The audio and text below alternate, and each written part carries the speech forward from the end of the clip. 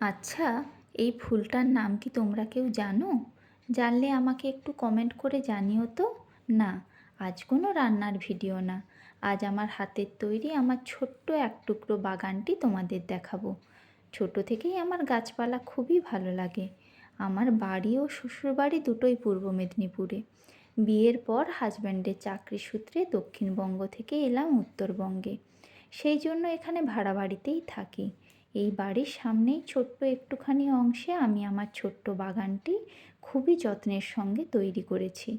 খুবই সাধারণ কিছু ফুল রয়েছে এখানে, যা দিয়ে নিত্য পুজোর কাজ আমার চলে যায়। আমার বাগানের প্রথম গাছ ছিল এই মাধবীলতা। দেখো তো, সাদা জবা গাছে আজ কি সুন্দর দুই কালারের একটি ফুল ফুটেছে। আর এই উচ্ছে গাছটা দেখো, কি সুন্দর উচ্ছে ধরেছে। এর সঙ্গে একটি বেগুন গাছও রয়েছে।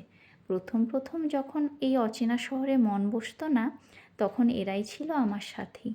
এদের প্রতি একটা আলাদাই ভালোবাসা রয়েছে।